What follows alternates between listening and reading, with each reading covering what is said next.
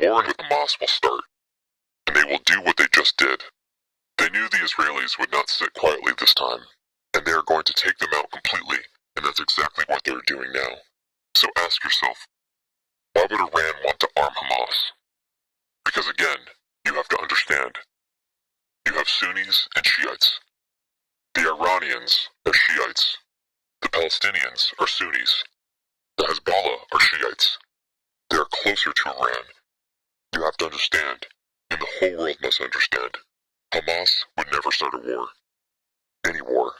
Especially a war at that scale, without first getting permission and backup from Iran.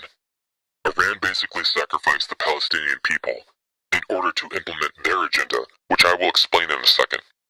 Obviously, if Iran would give Hezbollah the green light to start this war instead of Hamas, Israel would be in a much worse place right now, and the damage would be much more severe. But they also knew that Israel would destroy Hezbollah, and they don't want that to happen, because Hezbollah is their people.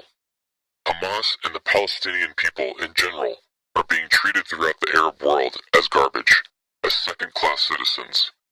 Nobody cares about them, even Saudi Arabia, who are closer to the Palestinian people because they are so-called from the same cult of the same religion, and always protect them all. They still don't care. They care more about the Iranians, but at the end of the day, they have to put business and money in front of the Palestinian people. Obviously, they will go where the business is. So the Americans created a peace process between the Israelis and Saudi Arabia. It wasn't for peace purposes, it was for business purposes, which I will explain in a second, which is what is standing behind this peace process. And it goes back to the Abraham Peace Accords that started with President Trump. It sounds very nice to bring peace upon the region between the Israelis and the Arab world, but again, the peace was created for business purposes. Don't forget that Mr. Trump is a businessman before he's a politician. He's not a politician, he's a businessman. He was ready to bring peace in order to achieve an economical relationship and an economical partnership between the Israelis, the Arab world, and eventually Saudi Arabia. If you remember, Trump was trying to bring Saudi Arabia into the picture, and it almost happened. But it did not happen, so they signed it without them, and that they would continue later on. The problem is that although Saudi Arabia always said to the West that they want peace with the Israelis, we want to make it happen, but it doesn't look good if we don't take care of the Palestinians first.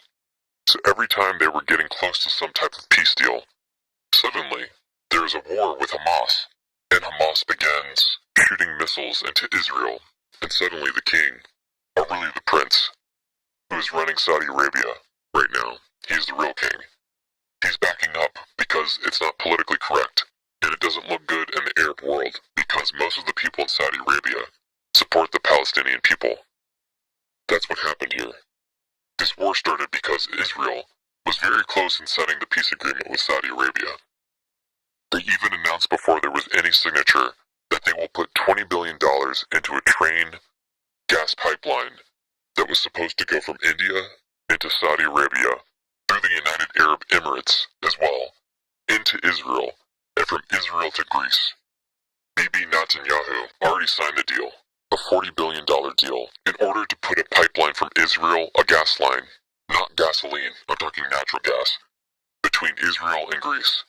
They were behaving as if the peace accord was already signed, so they were very close. Iran didn't like it. Iran and Saudi Arabia are very bad enemies. The Iranians hate the Saudis more than they hate the Jews.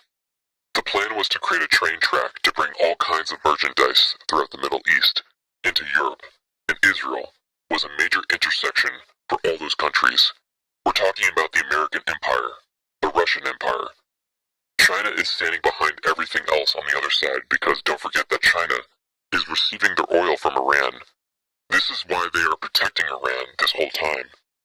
Pay attention that after what happened, which is basically a slaughter, Russia and China declared that Hamas is not a terrorist organization. Why would Russia do that? Forget the Chinese for a second. Why would Russia do it? Russia had a very good relationship with Israel, but when it comes to their money, their pipeline, and when I say their, I mean Mr. Putin, okay?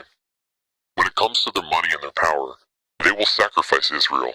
The Jewish people, they will sacrifice anybody to achieve their goal. The same thing goes for the Iranians, the Chinese, and so on.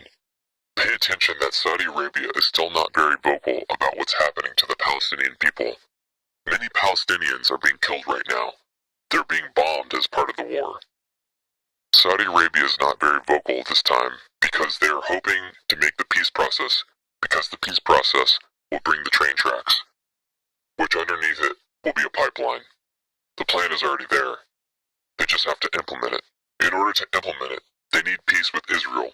They need the peace in the region. And if they succeed in doing it, they're basically screwing Iran and Russia.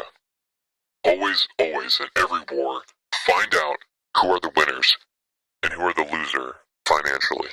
And if this peace process will happen and the pipeline will come into fruition, they're going to screw Putin big time. Not to mention the Iranians, who is their partner. So basically what you're saying is that you're basically implying that Iran and Russia colluded together to start this war in order to make sure that this pipeline doesn't happen through the peace treaty that's trying to be coming to fruition between Israel and Saudi Arabia. You have about 90% of the picture correct. Then I have a question. If America is supposedly on the side of wanting the peace treaty to occur and basically taking that power and control away from Russia and Iran, why did America give Iran $6 billion? Very good question. And if you remember, a day or two after Mr. Biden, the genius, gave the Iranians $6 billion, Mr. Trump went up and said vocally, in front of the cameras, Israel, be prepared for a war because you're going to be attacked soon. And that's exactly what happened about a month or 2 months later.